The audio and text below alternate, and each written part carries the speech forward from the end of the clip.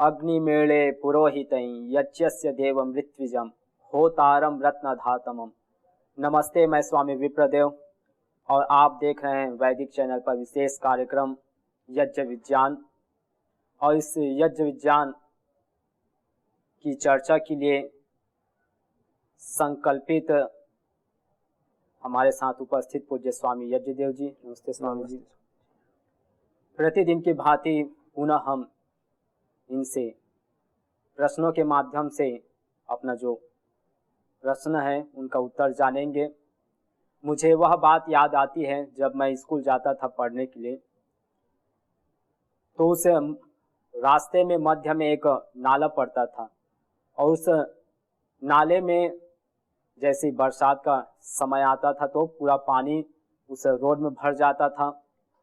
तो स्कूल जाने के लिए कोई साधन बाह्य नहीं मिलता था, परंतु एक साधन था नाव, जिसके माध्यम से मैं बैठकर स्कूल जाता था, जिसके माध्यम से मैं पार होकर स्कूल जाता था और फिर उसी नाव के माध्यम से वापस अपना घर आता था।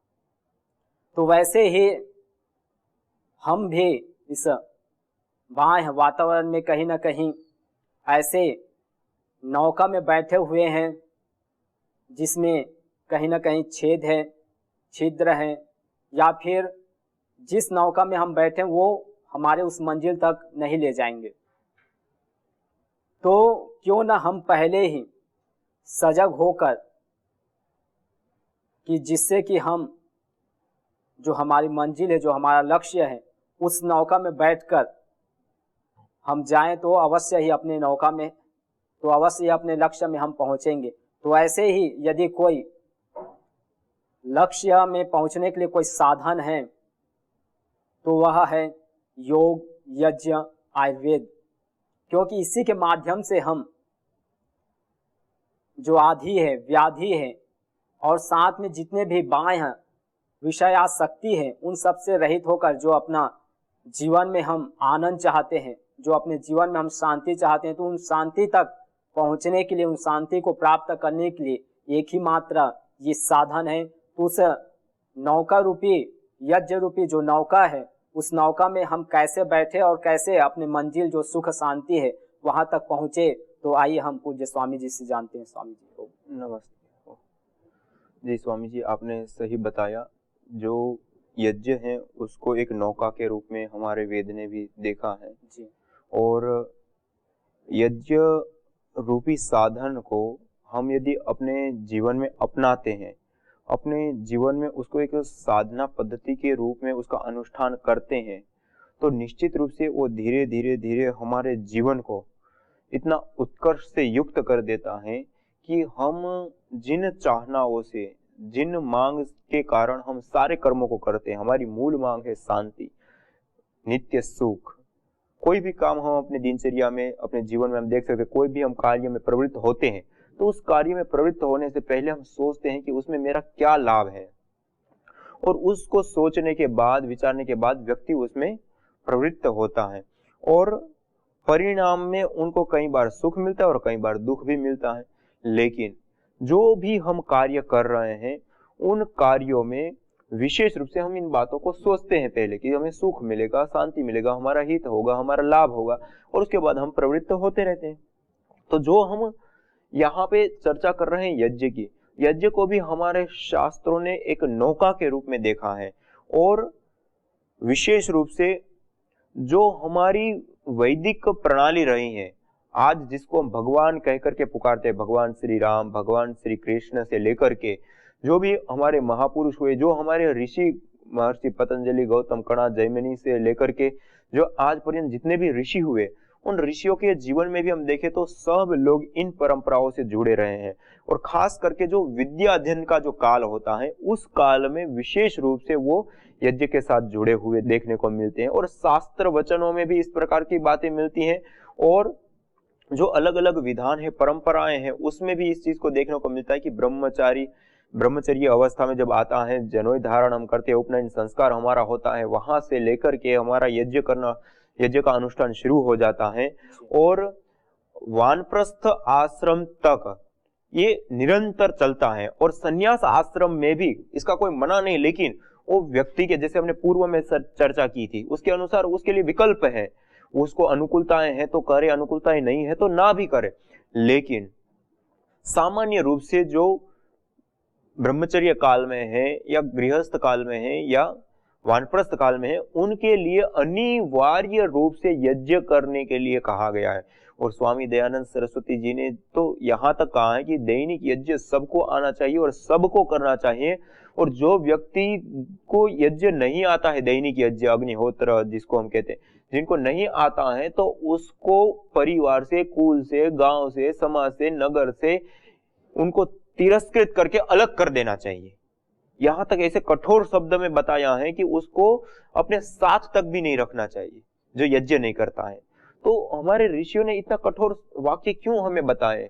और उतना ही नहीं, उसके साथ साथ जो हमारे जीवन में और भी जो कार्य होते हैं उसके साथ भी यज्ञ को जोड़ने से लेकर के अलग अलग जो बातें हैं वो बहुत सारी गहराई के साथ जुड़ी हुई है।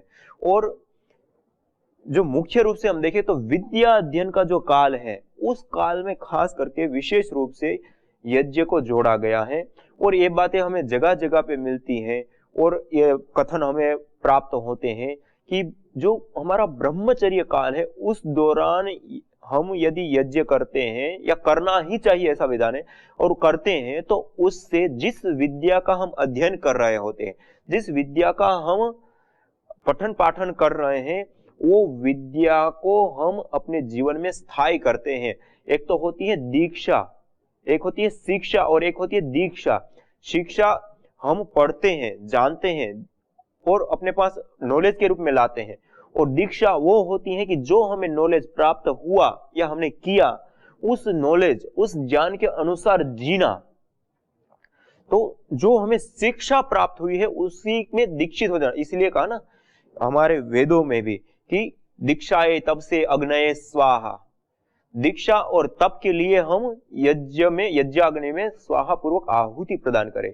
तो दीक्षाए तप से स्वाहा, तो यहाँ पे भी इन्हीं भावों को बताया गया है कि हम दीक्षित, हमारे पास शिक्षा है, हमारे पास नॉलेज है कि ऐसा करना चाहिए, ऐसा करना चाहिए, ऐसे होना चाहिए, ऐसे करना चाहिए, लेकिन उसी के अनुसार हमारा जीवन नहीं मिलता है। तो उसी रूप में हम अपने जीवन को करना चाहते हैं, ढालना चाहते हैं, तो हमें दीक्षा लेनी पड़ेगी, अर्थात उस व्रत से बंधना पड़ेगा, उस व्रत का हमें पालन करना पड़ेगा। और वो व्रत पालन करने की जो शक्ति है, जो सामर्थ्य है, जो ऊर्जा है, वो हमें इसके माध्यम से हमें प्राप्त होती है, यज्ञ के माध्यम से।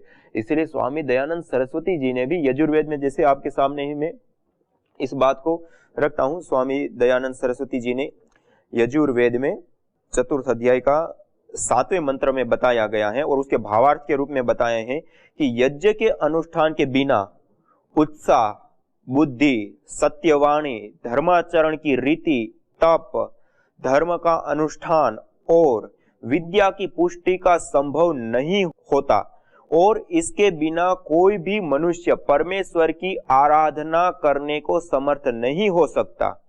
इससे सब मनुष्यों को इस यज्ञ का अनुष्ठान करके सबके लिए सब प्रकार का आनंद प्राप्त कराने वाले यज्ञ का अनुष्ठान नित्य प्रति करना चाहिए। अब देखिए यहाँ पे सारी बातें, मतलब यज्ञ के अनुष्ठान के बिना ना तो उत्साह आ सकता है, ना बुद्धि, ना सत्य आचरण या धर्म के अनुसार आचरण या धर्म के आचरण की रीति, तप, धर्म का अनुष्ठान और विद्या की पुष्टि का संभव नहीं बिना यज्ञ के। तो ये जो स्वामी दयानंद सरस्वती जी ने जो वेद का भाष्य करते हुए और वेद का अर्थ करते हुए जो यहाँ पे भावार्थ रूप में प्रस्तुत किया है यजुर्वेद के 4थे अध्याय के 7वें मंत्र के अंदर, तो यहाँ पे जो ये सारी बातें बताई हैं कि व्यक्ति जो है अपने जीवन को जीता है, तो उस जीवन में वो विशेष रूप से जो उन्नति को प्राप्त करना चाहता है, उस उन्नति को प्राप्त करने के लिए उत्साह चाहिए, कुशल बुद्धि चाहिए, कुशाग्र बुद्धि चाहिए, सूक्ष्मता को पहचान पाए ऐसी बुद्धि चाहिए, एकाग्र बुद्धि चाहिए, अंतर्मुखी वाला मन चाहिए। धर्म का आचरण करने के लिए, जैसे मैं कई बार इस बात को बताता रहता हूं कि हमारे मन में 3 गुण होते हैं, सत्व गुण, रजोगुण और तमोगुण। ये तीनों गुणों के आधार पे हमारा आचरण होता है, और जब सत्व गुण हमारे मन का बढ़ा रहता है तो स्वाभाविक रूप से अच्छे अच्छे संकल्प आते हैं, अच्छे अच्छे काम करने की रुचि बढ़ती है, अच्छे अच्छे काम में हम प्रवृत्त होते हैं और उसको कर भी डालते हैं। लेकिन जब वह गुण बदल गया, अर्थात रजोगुण या तमोगुण हावी हो गया और सत्वगुण दबा हुआ है, तो उस समय हमने पहले बेशक अच्छे अच्छे निर्णय कर रखे, संकल्प कर रखे, फिर भी जब रजोगुण बढ़ा हुआ है उस समय हमारा वो आचरण में नहीं आएगा। उस समय जो रजोगुण वाले जो संकल्प है वही हमारे आचरण में आएगा और उसी के अनुसार हम जिए और परिणाम में हम दुख प्राप्त करते हैं।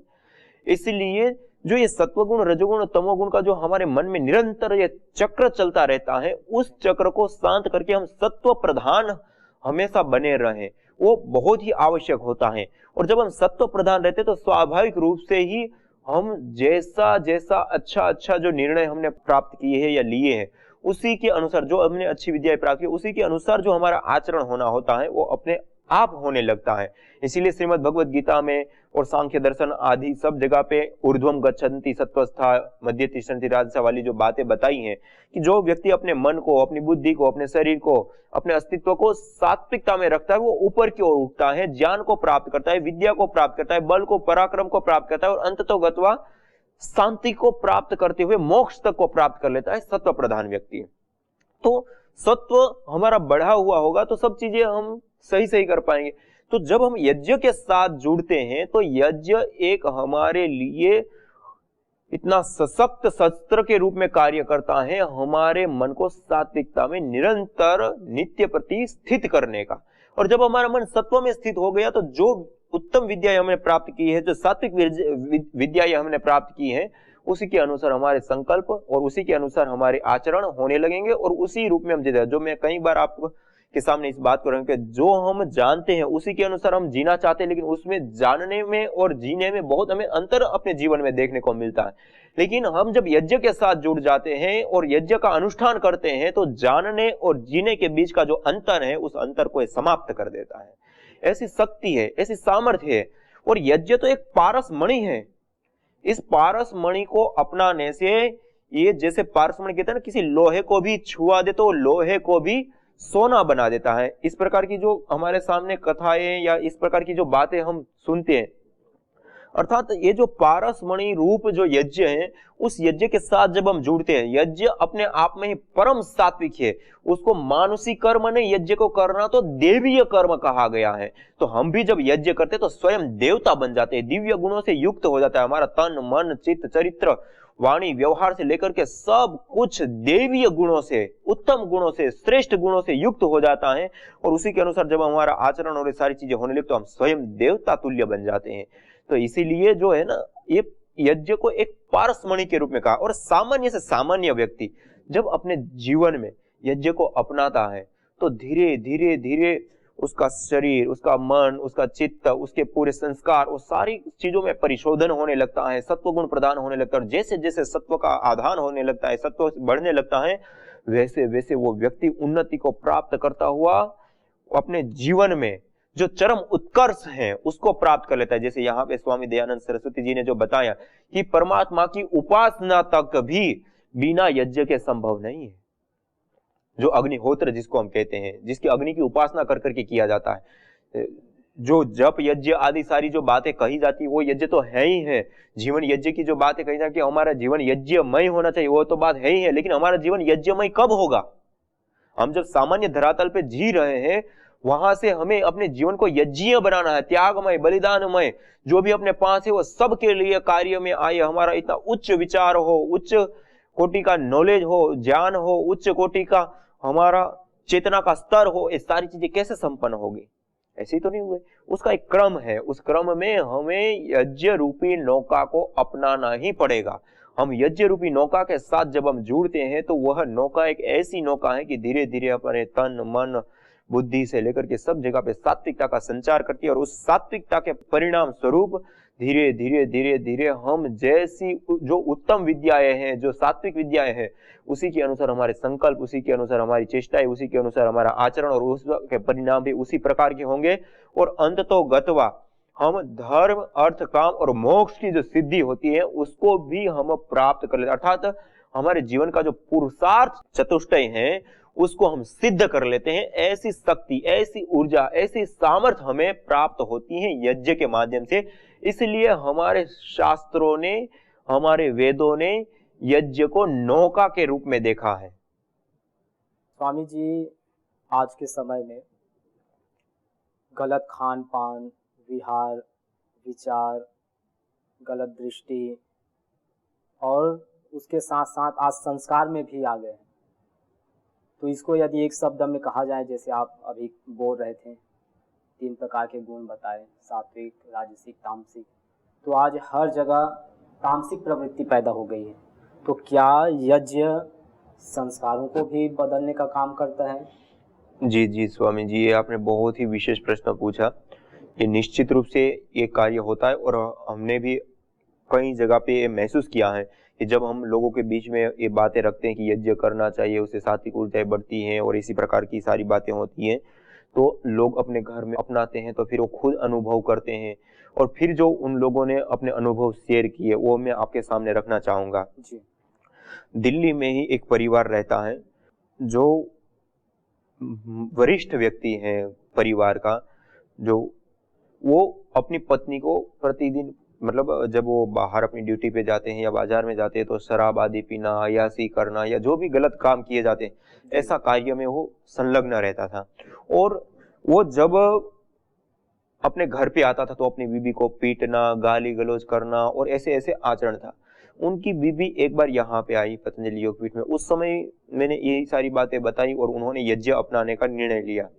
मैंने कहा कि आप अपने घर में यज्ञ करना शुरू कर दीजिए, यज्ञ करेंगे तो घर में वातावरण सात्विक रहेगा, ऊर्जा अच्छी बनेगी और उस ऊर्जा में जब वो रहेंगे तो उसका तन, उसका शरीर, उसका मन, उनका आहार विहार जो घर में 1 2 5 8 घंटे 10 घंटे जितने भी रहेंगे तो उसका मन परिवर्तित होगा निश्चित रूप से। और उन्होंने करना शुरू किया और कुछ समय हुआ तो उनका वास्तव में मन इतना परिवर्तन, उन्होंने अपनी बीबी को पीटना छोड़ दिया, गाली गलौज आदि करना छोड़ दिया, बच्चों के ऊपर गुस्सा करना छोड़ दिया, अपने आप किसी प्रकार का ना उपदेश, किसी प्रकार का कुछ नहीं, खाली अपने घर में यज्ञ अपनाना, अपना प्रतिदिन सुबह शाम उन्होंने यज्ञ करना शुरू कर दिया।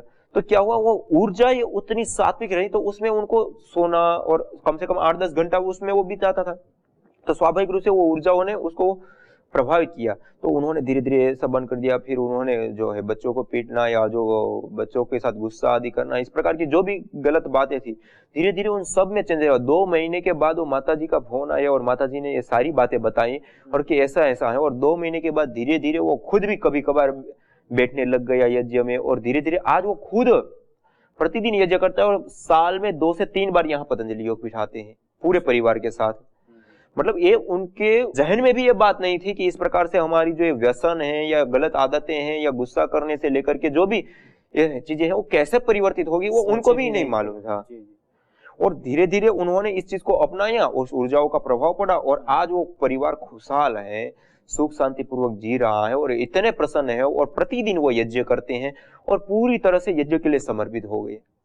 तो ये एक उदाहरण बताया। इसी प्रकार से और भी बहुत सारे ऐसे उदाहरण हैं जो व्यक्ति का जो व्यसन है उसको छुड़वा देते हैं, गुस्से को छुड़वा देते हैं, स्ट्रेस, तनाव, चिड़चिड़ापन, नींद ना आने से लेकर के जो अलग अलग बीमारियां होती है वो भी छूट जाती है। कई लोगों ने आकर के ये चीजें भी बताई कि जो हम सामान्य रूप से जीवन जीते हैं उसमें कुछ एलर्जी आदि हो जाती है किसी अलग अलग प्रकार की।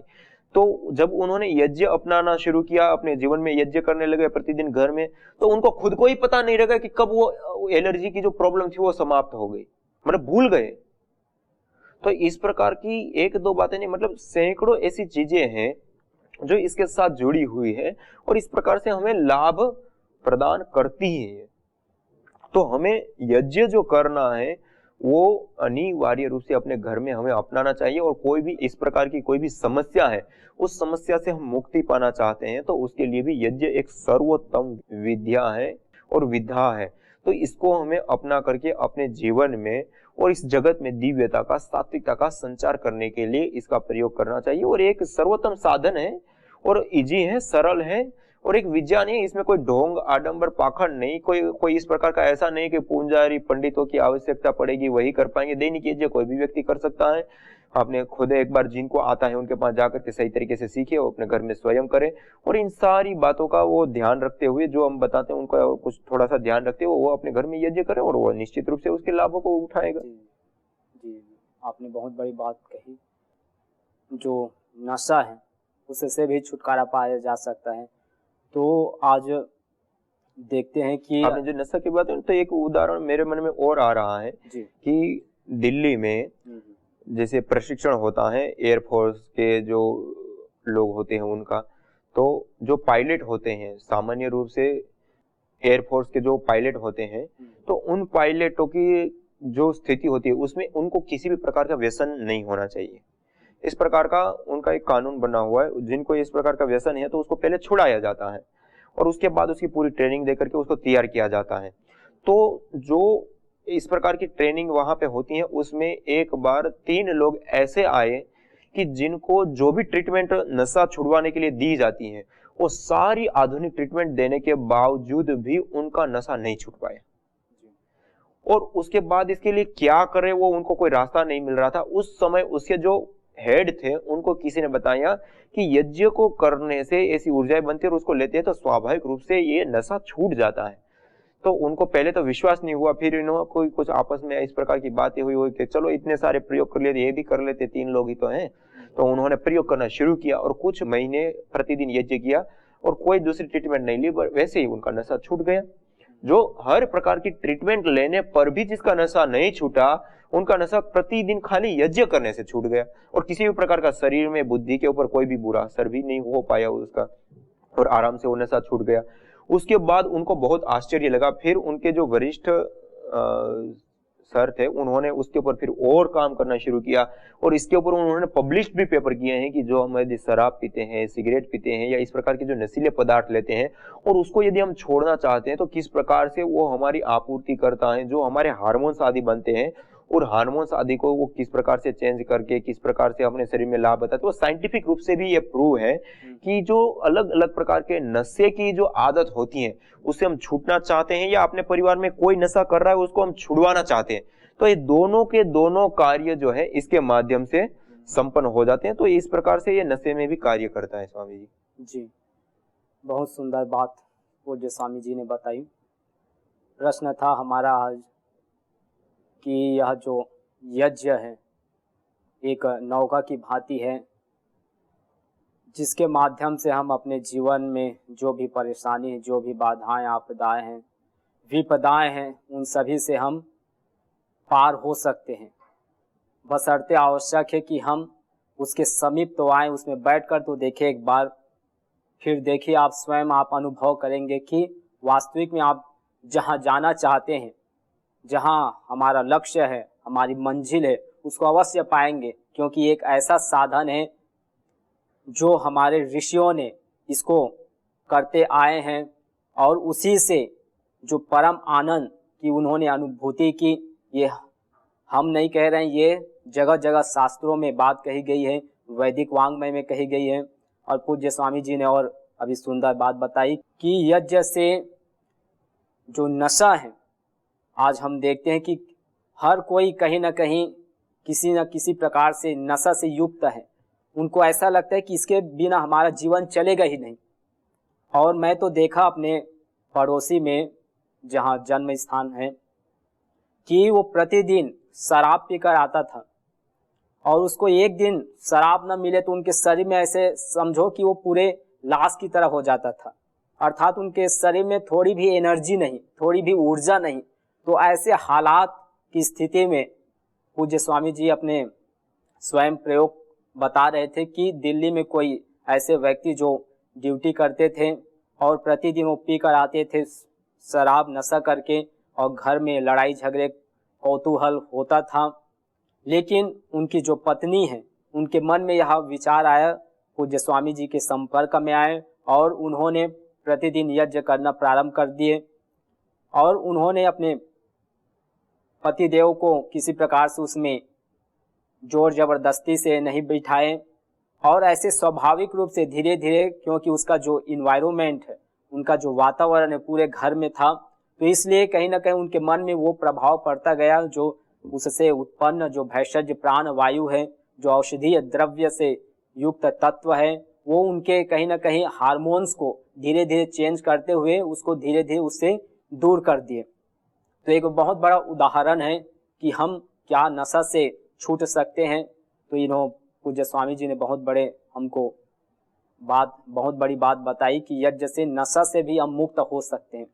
जो भी इस प्रकार से छूटना तो चाहते हैं लेकिन कहीं ना कहीं बंधे हुए हैं, तो उनके लिए एक मस्त साधन है यज्ञ, वो करें और स्वयं उनको पता भी नहीं चलेगा कि हम कब इससे दूर हो गए।